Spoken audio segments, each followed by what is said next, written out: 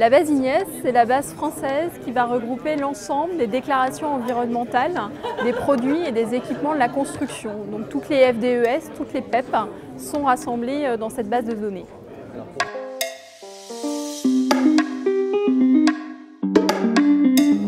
Chaque année, nous organisons une conférence de la base IGNES. C'est l'occasion pour nous de faire l'état d'avancement année après année du développement de cette base de données. C'est l'occasion de constater où on en est en termes de déclaration environnementale, dans quelle famille de produits, et puis également d'avoir un retour sur l'usage qu'il en est fait par les utilisateurs, les maîtres d'ouvrage, notamment aujourd'hui dans la dynamique E+C- qui préfigure la réglementation environnementale.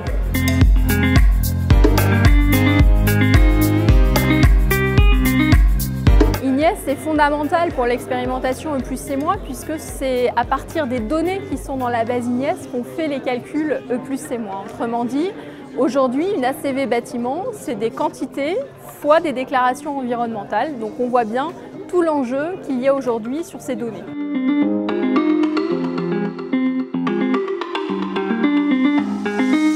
On a des données qui sont issues des fabricants, des industriels qui, pour chaque produit, équipement qu'ils fabriquent, vont réaliser une déclaration environnementale.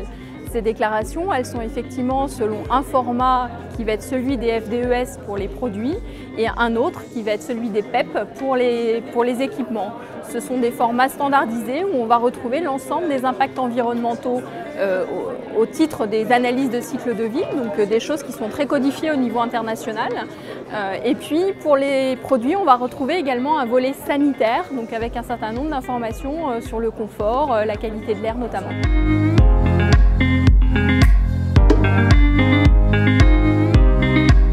En fait, les industriels, ils déposent leurs déclarations dans la base IGNES puisqu'ils en ont entre guillemets l'obligation aujourd'hui pour nombre d'entre eux. Dans le cadre effectivement d'un industriel qui ferait une allégation environnementale sur son produit, depuis les lois Grenelle, ils ont effectivement obligation de prouver cette allégation environnementale par une déclaration environnementale.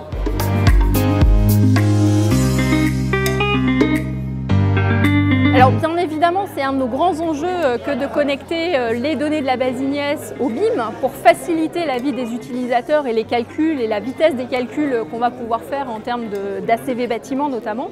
Et c'est pour ça que la base IGNES est une base numérique, donc l'ensemble des données sont exportables en format numérique auprès des logiciels, ce qui est déjà une grande première puisqu'on est l'un des seuls pays au monde à avoir cette capacité d'envoyer numériquement des déclarations environnementales vers des logiciels. Et puis l'autre grand point, c'est que chaque donnée a ce qu'on appelle un identifiant unique, ce qui permet facilement de le retrouver ensuite pour le connecter à la maquette BIM.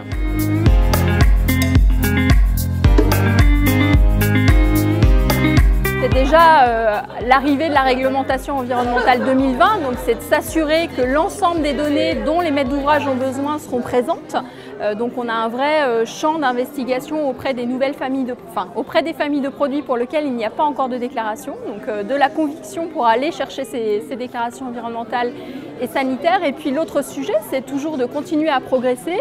Et on a évoqué notamment au cours de cette conférence ce matin l'économie circulaire, puisqu'on a dans les déclarations environnementales de nombreuses informations qui pourraient nous être utiles sur cet enjeu d'économie circulaire et venir nourrir de nouveaux outils, mais également sur le champ du sanitaire avec la qualité de l'air par exemple.